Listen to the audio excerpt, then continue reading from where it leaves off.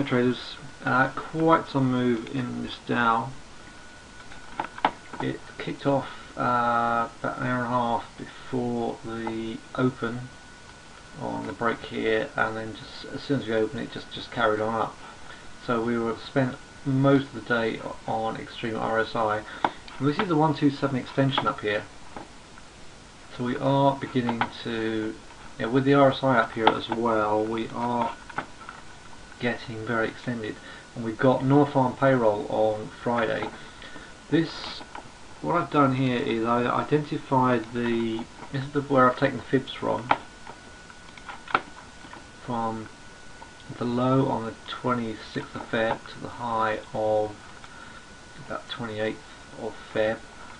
This is the 50% pullback, and this is the 127 extension up here. So I just realised that you can't see the top of my screen. I apologise for that. If you now look at this on a monthly chart, all these marks, all these blue lines are the Elliott waves. You've got 1, 2, 3 waves and an A, B, C. Let me mark A, B, C correction. So wave 1, that's wave 1, 2, 3. We've had A to the downside, B to the upside,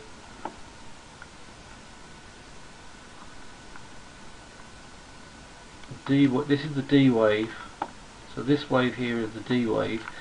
Now D wave would normally suggest that we're running out of steam. If this is the pre-crash highs, if we start closing underneath the pre-crash highs and start breaking this 14,000 level, then I would look to get short on a pullback, and over a period of months I suspect we're going to come back to levels like either 12,000 or 11.5. So I now take all of that off.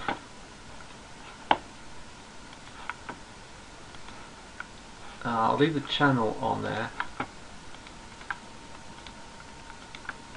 So what I want to do now is take the fibs off. Put the fibs on, I should say.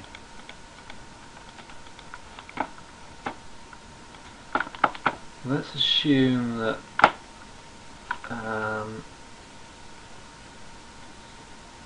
let's assume for the sake of argument that we get to 14,500.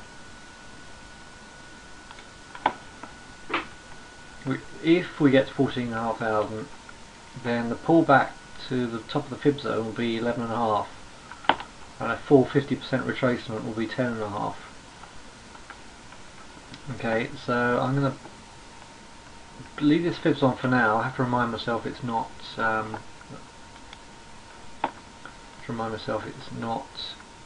Tied to anything at the top here. So if we do start to sell here, that's what I want to be doing. I'll be looking to short and look out for these levels down here. Okay, euro. Sorry, I'm just had a long day and I'm fumbling.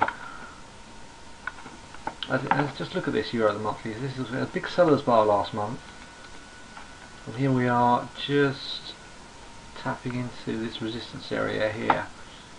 Look at this on a weekly chart.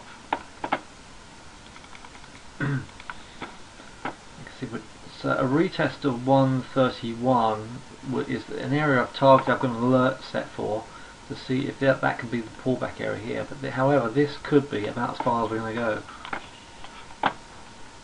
because if we now can't hold this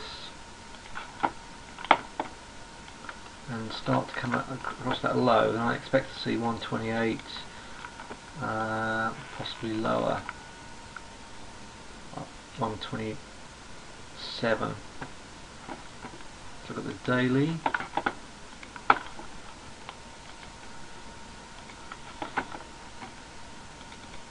So since we came out of this nice channel up here, we have been struggling, and that's my alert set up there at 131.